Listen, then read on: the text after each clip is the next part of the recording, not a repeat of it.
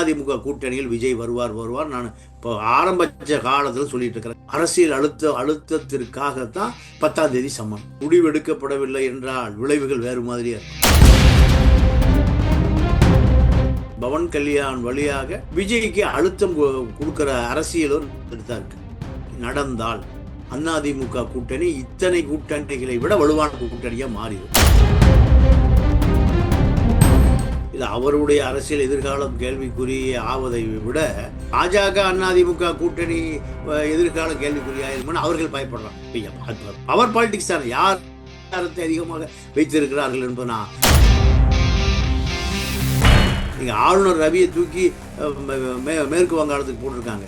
RN Ravi மாற்றத்திற்கு முதல் காரணம் விஜய் பாஜகவை மீறி. இல்லை, எவ்வளோ சீட்டுகள் விஜய்க்கு கொடுக்க வாய்ப்பு இருக்கு? இப்போ பாஜக கூட்டணிக்கு போறாருன்னா விஜய்க்கு எவ்வளோ சீட்டு ஆஃபர் பண்ண வாய்ப்பு இருக்கு? இல்லை, இப்போ 100 சீட்டை பாஜக எடுத்துக்குவாங்க. 234 134. ரிஃப்ளெக்ட் வாய்ஸ் நேயர்களுக்கு வணக்கம். இன்றைய சிறப்பு நேர்காணலில் நாம் சந்திக்க இருக்கின்ற சிறப்பு விருந்தினர் மூத்த பத்திரிகையாளர் தமிழா பாண்டியன் அவர்களை வரவேற்று நிகழ்ச்சிக்குள் செல்வோம். வணக்கம். வணக்கம். தமிழக வெற்றி கழகத்துடைய வேட்பாளர் 10ஆம் தேதி நேர்காணல் செய்வாங்க அப்படின்ற ஒரு அறிவிப்பு ஏற்கனவே வந்துச்சு. இப்போ இந்த நிலையில் சிபிஐ விசாரணைக்காக 3வது முறை, ஏற்கனவே 2 முறை விஜய்க்கு ஏற்கனவே 2 முறை சம்மன் வந்துச்சு. 3வது முறை சம்மன் கரெக்டாக அந்த 10ஆம் தேதி தான் வந்திருக்குது. இது எப்படி பார்க்கறதுங்க? அதிமுக கூட்டணி கடும் அழுத்தத்தில் இருக்கிறது. எடப்பாடியை வர சொன்ன அமித்ஷா டெல்லியில் எடப்பாடி மிரட்டப்பட்டார். தேமுதிகவை நீங்கள் விட்டுவிட்டீர்கள், இன்னும் கூட்டணி பலமாகவில்லை. திமுக கூட்டணி காங்கிரஸும் கூட்டணியில் இணைந்து விட்டது. அதிமுக ஒரு பரபரப்பு இல்லை, எந்த அரசியல் முன்னேற்றமும் இல்லை என்று அமித்ஷா எடப்பாடியிடம் குரலை உயர்த்துகிற பொழுது எடப்பாடியும் குரலை உயர்த்துகிறார். நான் நேரு மீது நடவடிக்கை இல்லை. மத்திய அரசு நேருவை பொறுத்தவரை திருச்சி மத்திய தொகுதி ஒரு 30 தொகுதிகளுக்கு அவர் தான் பொறுப்பு. அவர் மீது ஊழல் குற்றச்சாட்டு, அவர் மீது பல அடுக்கு வழக்குகள், இப்படி எந்த விதமான நடவடிக்கையும் டெல்லி எடுக்கவில்லை. அவர் குரலை உயர்த்த இந்த பேச்சுவார்த்தை பாதியிலே முறிந்து எடப்பாடி வெளியேறிவிட்டார். நீங்க பிஜேபி அதிமுக கூட்டணி உருவான பிறகுதான் திருமாவளவன் வர மறுக்கிறார். கம்யூனிஸ்ட் வரல. என்னுடைய கூட்டணி பலவீனமானது காரணமே நீங்க தான். இந்த கூட்டணி அதிமுக கூட்டணி பலவீனமானதுக்கு காரணமே பிஜேபி நான் கொண்டதுனால தான். திருமாவளவன் வரல, கம்யூனிஸ்டுகள் வரல, வேல்முருகன் வரல, இப்படி பல பேர் வராத காரணம் தான் பிஜேபியை இருக்கிற அணியில் நான் வரமாட்டேன்னு சொல்றாங்க. இதுதான் காரணம். ஆக நீங்க இப்போ நம்ம இந்த கூட்டணி வெற்றி பெறுவதற்கு விஜயை உள்ள இந்த என்டிஏ கூட்டணிக்குள் விஜயை அழைத்து வந்தால் மட்டும்தான் நாம தேர்தலை சந்தித்து வெற்றி பெற முடியும். இல்லை, விஜய் உடைய வாக்கு 10 முதல் 15% வாக்கு நமக்கு இந்த கூட்டணிக்குள் கொண்டு வர முடிந்தால் மட்டும்தான் சாத்தியம். இல்லை, இந்த சம்மனுக்கும் எடப்பாடியினுடைய இந்த பேச்சுவார்த்தைக்கும் தொடர்பு இருக்குன்னு சொல்ல வரீங்களா? 100% தொடர்பு இருக்கு. பவன் இப்போ ஒரு வாரமாகவே பாஜக தரப்பு என்ன சொல்லுதுன்னா, பாஜக அதிமுக முட்டல்கள் நடக்குது. உங்களை சேர்த்ததுனாலதான் யாருமே வரல.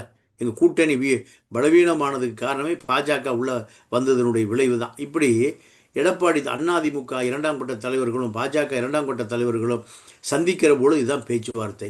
அப்போ பாஜகவினுடைய தலைவர் நயினார் நாகேந்திரன் என்ன சொல்றாருன்னா, ஒரு மேஜிக் நடக்கும், வெயிட் பார்த்துட்டே இருங்க. ஒரு மேஜிக். அந்த மேஜிக் திமுக கூட்டணியை அதிர்ச்சி அடைய வச்சிடும். என்ன மேஜிக்? டெல்லி மேஜிக். அது இந்த கூட்டணிக்குள் ஒரு வலுவான ஒரு கூட்டணி உருவாக போகிறது. அதுதான் மேஜிக். இப்படி பாஜக தலைவர்கள் இதை சொல்லிக்கொண்டே இருக்கிறார்கள்.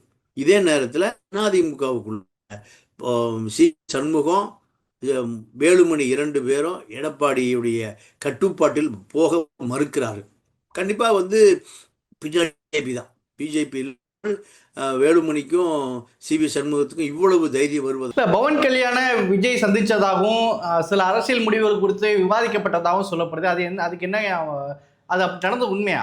இல்லை, பாஜகவை பொறுத்த வரைக்கும் சந்திரபாபு நாயுடு வழியாக பவன் கல்யாண் வழியாக விஜய்க்கு அழுத்தம் கொடுக்குற அரசியலும் தான் இருக்கு. பிஜேபி தலைவர்கள் சொல்லுகிற அந்த மேஜிக் அதுதான், விஜய் மேஜிக் தான். விஜய் மேஜிக் நடந்தால் அதிமுக கூட்டணி இத்தனை கூட்டணிகளை விட வலுவான கூட்டணியாக மாறிடும். இதுக்கு நடுவில் திமுக விஜய்க்கு பெரிய நிதி உதவி செய்வதற்கு தயாராக இருக்கு. ஒரு பெரிய நிதி உதவி, நீங்கள் தனித்துங்கள், அதற்கான நிதி உதவியை நாங்கள் தர்றோன்னு சொல்லி விஷ்ணு ரெட்டி, தமிழ்நாட்டு அரசியலே ரெட்டிகளும் நாயுடுகளும் தான் முடிவு பண்ணுறாங்க. இப்போ விஷ்ணு ரெட்டி விஜயுடைய நிழல் போல தொடர்றார். விஷ்ணு ரெட்டி திமுகவுடைய ஆள். இப்படி அதை இந்த விஷ்ணு ரெட்டியை மீறி விஜய் அரசியல் செய்ய முடியாது. ரெண்டு பேருக்கு அப்படி தனிப்பட்ட பொருளாதார ரீதியான நட்பு, பல விஷயங்கள் இருக்குது. அப்போ விஷ்ணு ரெட்டி நாம எப்படியாவது விஜயை உள்ளே கொண்டு வருவதற்கு பாஜக நமக்கு பெரிய உதவி செய்யும். இந்த கருத்தை விஷ்ணு ரெட்டி, பவன் கல்யாண், இதெல்லாம் இந்த தெலுங்கு லாபி கடுமையாக விஜயோடு நெருக்கமாக இருக்குது, விஜய்க்கு அழுத்தம் கொடுக்குது. இப்போ நாளைக்கு சம்மனுக்கு விஜய் ஆஜராகிறாரு அப்படின்னு சொன்னால் என்ன மாதிரியான கேள்விகள் அவரை நோக்கி இருக்கும், என்ன நடக்குங்க நாளைக்கு? இல்லை, அதாவது எல்லாம் அரசியல் அழுத்தம் தான். அழுத்தத்திற்காகத்தான் 10ஆம் தேதி சம்மன்.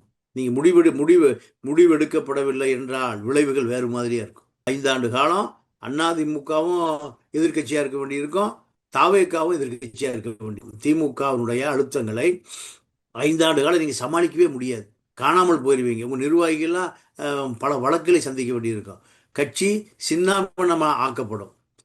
இந்த அறிவுறுத்தல் ஆலோசனைகள் தான் மூத்த அதிகாரிகள் அரசியல் ரீதியாக விஜய்க்கு ஆலோசனை சொல்வதற்காகத்தான் அந்த 10ஆம் தேதி சமன். இல்லை, இப்போ விஜய் வருவதை எதிர்பார்த்து தான் எடப்பாடி பழனிசாமி இது வரைக்கும் தேர்தல் சீட்டுகளை இன்னும் பேசப்படாமல் இடம் ஒதுக்கீடு நடக்காமல் இருக்குதா? விஜய் எதிர்பார்த்து தான் அது நடக்காமல் இருக்கா?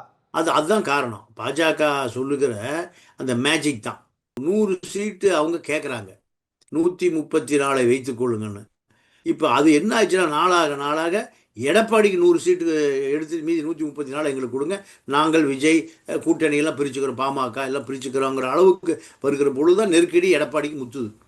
அவர் 100 கூட்டணி கட்சிகளுக்கு கொடுப்பதை போக கூட்டணி கட்சிகள் எடப்பாடிக்கு 100 சீட் கொடுக்குற அளவுக்கு இப்போ நெருக்கடி அதிகமாகி போச்சு. ஏன்? திமுக வலுவான கூட்டணியாக இருப்பதை போல பெண் நிறுவனம் கடுமையாக வேலை செய்யுது. அதிமுக ஐடி விங்கு ஒன்றுமே இல்லை, ஒரு சத்தத்தையும் காணோம். விஜயுடைய ஐடி விங்கு ஆதவர்ஜுனா தலைமையில் வலுவாக இருக்குது. ஆதவர்ஜுனா தலைமையில் அவங்க தாவேக்க ஐடி விங்கு, சபரீஷர் தலைமையில் DMK IT wing, AIADMK IT wing என்ன ஆச்சுன்னே தெரியல. இப்போ விஜய் என்னுடைய கொள்கை எதிரி பாஜக டிக்ளேர் பண்ணிட்டாரு, பாஜகவோடு தொடர்பு எந்த கட்சியோடையும் கூட்டணி இல்லைங்கிறத திரும்ப வலியுறுத்தி இருக்கிறாங்க, வெளிப்படையாக பேசியிருக்காங்க. அப்படி இருக்கும்போது இது விஜயோடைய அப்படி அதிமுக கூட்டணிக்குள்ள விஜய் போவதற்கு வாய்ப்புகள் இருக்கா? அப்படி விஜய் பாஜக கூட்டணிக்கு போனார்னா விஜயோடைய அரசியல் எதிர்காலமே அது கேள்விக்குள்ளாயிடாதா? இல்லை, அதாவது திமுக அதிமுகவே பாஜக கூட்டணியில் போய் கடந்த காலங்கள் இருந்து அமைச்சரவை வரைக்கும் போச்சேன். அப்போ அதெல்லாம் பார்க்கும்போது இதெல்லாம் ஒரு பெரிய செய்தியாகவே பார்க்கப்படாது. இல்லை, அது மாற்றம் தானே விஜய் நோக்கி வரக்கூடிய இளைஞர்கள், இந்த கட்சிகள்லாம் மாற்றம் தானே வர்றாரு. அப்படி அவர் கூட்டணிக்குள்ளே போனாலோ, ஊழல் எதிர்ப்பு பேசுகிறாரு, அதிமுக கூட்டணிக்கு போனாலோ, பாஜக கூட்டணிக்கு போனாலோ அவருக்கு பின்னாடி கூட்டம் விலகி போகும் தானே. அது அவருடைய அரசியல் எதிர்காலத்தை கேள்விக்குள்ளாக்கிறாரா? இல்லை, அவருடைய அரசியல் எதிர்காலம் கேள்விக்குறி ஆவதை விட பாஜக அதிமுக கூட்டணி எதிர்காலம் கேள்விக்குறி ஆயிருமான்னு அவர்கள் பயப்படுறாங்க. பவர் பாலிடிக்ஸ் தானே, யார் அதிகாரத்தை அதிகமாக வைத்திருக்கிறார்கள் என்பதை நான் ஆரம்பத்திலும் சொல்லிட்டு இருக்கிறேன். கண்டிப்பாக அதிமுக பாஜக கூட்டணி வெற்றி பெறுவதற்கான அனைத்து வேலைகளும் நடக்குது. நீங்கள் ஆளுநர் ரவியை தூக்கி மேற்கு வங்காளத்துக்கு போட்டிருக்காங்க. என்ன காரணம்னா, புதிதாக வருகிற ஆளுநர் கண்டிப்பாக இந்த ஆட்சி தொங்கு சட்டசபையோ இல்லை பெரும்பான்மை கிடைக்கவில்லை என்றால் பழைய ஆளுநர் RN ரவி திமுகவுக்கு எதிராக போனால் பல வழக்கு உச்ச நீதிமன்றத்தில் இருக்கு. ரவி மேலே. மீண்டும் உச்சநீதிமன்றத்துக்கு போனால் ரவி திமுகவை பழிவாங்குகிறார், சட்டமன்றத்தை புறக்கணித்தார், ஆளுநர் உரையை புறக்கணித்தார், இதெல்லாம் புது தூக்கி தூக்கி புதுசாக போடுவாங்க. அப்போ ரவி மாற்றத்திற்கு முதல் காரணம் தேர்தல் முடிந்த பிறகு பதவி பிரமாணம் அதிமுக கூட்டணிக்கு செய்ய வேண்டும். எந்த சூழ்நிலையாவது 5 ஆண்டு காலம் திமுகவோடு போராட முடியாது பாஜகவால் இங்கே டெல்லியில். அப்போது இதற்கான அரசியல் அஸ்திவாரங்களை அடித்தளத்தை போடுவதற்கான சூழலை உருவாக்குவதற்கு தான் புது ஆளுநர், சர்ச்சை இல்லாத ஆளுநர். இவர் புது ஆளுநர், இவர் விருப்பெல்லாம் கிடையாது. இதெல்லாம் பாஜகவை பொறுத்த வரைக்கும் ஒரு பெரிய லாங் ப்ராசஸ். பாஜக எப்பவுமே ஒரு 100 ஆண்டு காலம் யோசிக்கிற கட்சி. அப்போது விஜய் பாஜகவை மீறி வெளியே தப்பவே முடியாது. நான் பலமுறை சொல்லியிருக்கிறேன், அதிமுக கூட்டணியில் விஜய் வருவார். நான் இப்போ ஆரம்பித்த காலத்தில் சொல்லிட்டு இருக்கிற காரணம், இந்த கூட்டணி வெற்றி பெற வைப்பதற்கான சூழலை உருவாக்க மூளைகள் தான் பாஜக மூளைகள். தோல்வியடைய வைப்பதற்கான மூளைகள் பாஜக மூளைகள் அல்ல. இது எடப்பாடி ஒரு ரோலே இல்லை, எடப்பாடி ஒரு பொருட்டே இல்லை. அவர்களுக்கு பொது எதிரி திமுக. இப்போ விஜய்க்கு பாஜக கூட்டணி எவ்வளோ சீட்டுகள் ஆஃபர் பண்ணுவதற்கு வாய்ப்புகள் இருக்கு? ஒருவேளை விஜய் இதுக்கு இந்த அழுத்தத்துக்கு மீறியும் அவர் இந்த கூட்டணிக்குள்ள வரல அப்படின்னா விஜய்க்கு என்ன நடக்கும்? இல்லை, விஜயை 90% இந்த கூட்டணிகள் விஜய் வந்து விடுவார். பாஜகவை மீறுகிற வலிமையான ஆள்லாம் சொல்ல முடியாது. இப்போ அவருக்கு இப்போ இந்த விவாத வழக்கு ஒன்று இப்போ பெருசாக ஓடிட்டு இருக்கு. திரிஷா சங்கீதா கதை பெருசாக ஓடிட்டு இருக்கு. இப்போ இதற்குள்ளேயும் ஒரு பெரிய அரசியல் இருக்கு. அந்த அரசியல், திரிஷா பாலக்காட்டு பார்ப்பன பெண், இந்த அம்மா 100% ஒரு மயிலாப்பூர் அறிவிக்கப்படாத மாமி, மயிலாப்பூர் மாமி. இந்த மயிலாப்பூர் மாமி இந்த நேரத்தில் இவ்வளவு நெருக்கமாக வருவதற்கு பின்னாலும் அரசியல் இருக்கு, பல அரசியல். அப்போ விஜய் அந்த திருமண நிகழ்ச்சியில் கல்பாத்தி நிகழ்ச்சியில் கலந்து கொண்ட பொழுது விஜய்க்கு முகத்தில் மகிழ்ச்சியே இல்லை. இல்லை, எவ்வளோ சீட்டுகள் விஜய்க்கு கொடுக்க வாய்ப்பு இருக்கு? இப்போ பாஜக கூட்டணிக்கு போறாருன்னா விஜய்க்கு எவ்வளோ சீட்டு ஆஃபர் பண்ண வாய்ப்பு இருக்கு? இல்லை, இப்போ 100 சீட்டை பாஜக எடுத்துக்குவாங்க. 234 134 எடப்பாடிக்கு கொடுத்துட்டு, இப்போ எடப்பாடி 134 112 ஜெயிக்குமா? அது சந்தேகம். அப்போ அவர் 160 கேட்குறாரு.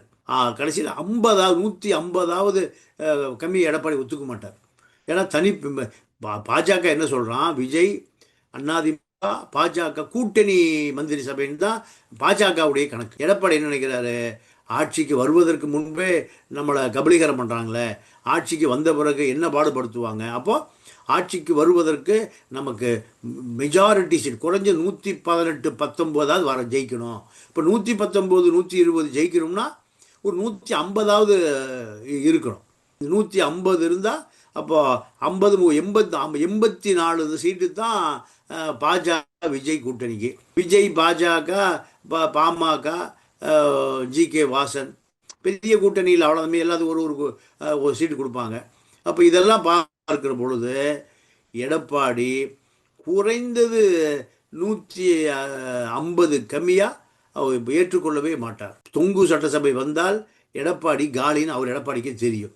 பாஜக கூட்டணியாச்சுன்னு தான் தொடர்ந்து சொல்கிறாங்க. விஜயை உள்ளே கொண்டு வருவதற்கு இப்போ நிறைய அழுத்தம் கொடுக்குறவங்க அவர்களும் சீட்டு எதிர்பார்ப்பாங்க. நான் முதலமைச்சர் வேட்பாளர், அப்போ எனக்கு ஒரு குறைந்தது 50 சீட்டாவது விஜயகாந்த் கணக்கு தான். 50 41 வாங்கி 29 ஜெயிச்சார். 50 கேட்பாங்க. 50 இவர் கொடுத்துட்டாங்கன்னா ஏறக்குறைய 60 40 34 74 50 போச்சுன்னா 24 வச்சு பாஜக அன்புமணி வாசன் இவங்க எடுத்துக்க மாட்டாங்க. ஆக இன்னும் இறங்கி வர வேண்டிய சூழல் இருக்குது. எடப்பாடி அதை ஏற்றுக்கொள்ள மறுக்கிறார். இப்படி ஒரு இடியாப்ப சிக்கலில் ஓடுது. விஜய் வந்தால் கண்டிப்பாக இந்த கூட்டணி வெற்றி பெறுகிற நம்பிக்கை எல்லாத்துக்கும்.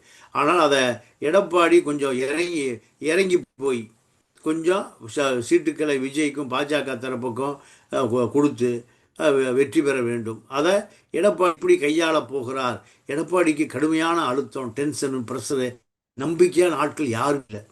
இந்த இடத்துல பாஜக எதை சொல்லுகிறதோ அப்படியே கேட்குற நபராக இருக்கார் வேலுமணியும். இப்போ சண்முகம் சேர்ந்துருக்காரு. நீங்கள் சீசன் மாவட்ட செயலாளர் நேருவுக்கு எதிர்த்து ஒரு 77 வயது ஒரு வேட்பாளராக போடுறாரு. அந்த அந்த அந்த அந்த வேட்பாளர் 77 வயசு, பை எலெக்ஷனே வந்துடும். அந்த அந்த அந்த வேட்பாளரை கொண்டு போட சொல்றாரு. அப்போ அந்த வேட்பாளரை போட்டால் எப்படி பாஜக ஜெயிக்கும்? அதாவது ரத்னவேலுன்னு 77 வயது செட்டியார் சமூகம் நேர எதிர்த்து. இது இந்த மாவட்ட செயலாளர் சீனிவாசனை நேருவோடு அப்படி மென்மையாக அணுகுமுறை வைத்துக் கொள்ளக்கூடிய நபரை நேரு சொல்லி வேலுமணி போடுறாரு. அதிமுகவுக்குள்ள நேருடைய டாமினேஷன் இருக்கு வேலுமணி மூலம். அப்ப இதெல்லாம் எடப்பாடிக்கு போகிற பொழுது எடப்பாடி என்ன சொல்றாரு, அங்க நேருவை எதிர்த்து ஏர்போர்ட் விஜய் அப்படி ஒருவரை எடப்பாடி தயாரிக்கிறார். அப்ப கட்சிக்குள்ளேயே காலை வாருகிற வேலையை வேலுமணி செய்கிறார். இதே வேலுமணியை சமாளிக்கணும், சி.வி. சண்முகத்தை சமாளிக்கணும், தங்கமணியை சமாளிக்கணும். இத்தனை பேரை எடப்பாடி இப்போ யாரையுமே நம்ப முடியாத சூழல்ல இருக்கார். இன்னும் பல செங்கோட்டையர்கள் உள்ள ஒழிஞ்சாங்க. அதிமுக பல செங்கோட்டையர்கள் ஒளிந்திருக்கிறார்கள். அவர்களை எல்லாம் பாஜக எப்போ வேணுமானாலும் தூக்கும், எப்படி வேண்டுமானாலும் தூக்கும். அப்போ இதையெல்லாம் சமாளித்து அதிமுகவை கேத்துவது என்பது எடப்பாடிக்கு ஒரு கடுமையான வேலை. அதற்கு நடுவில் இப்போ விஜயை கொண்டு வந்தால் வெற்றி, 100% வெற்றி. அதற்கும் எடப்பாடி முயற்சிக்கிறார், சீட்டுக்களை கொடுப்பதற்கு தயாராக இருக்கிறார். இப்படியான ஒரு சூழல் தான் அதிமுக விஜய் பாஜக கூட்டணிக்குள் நடக்கிற சடுகுடு விளையாட்டு. நிகழ்ச்சியில் பங்கேற்று கருத்துக்கள் நேரத்துக்கு மிக நன்றி. நன்றி, வணக்கம்.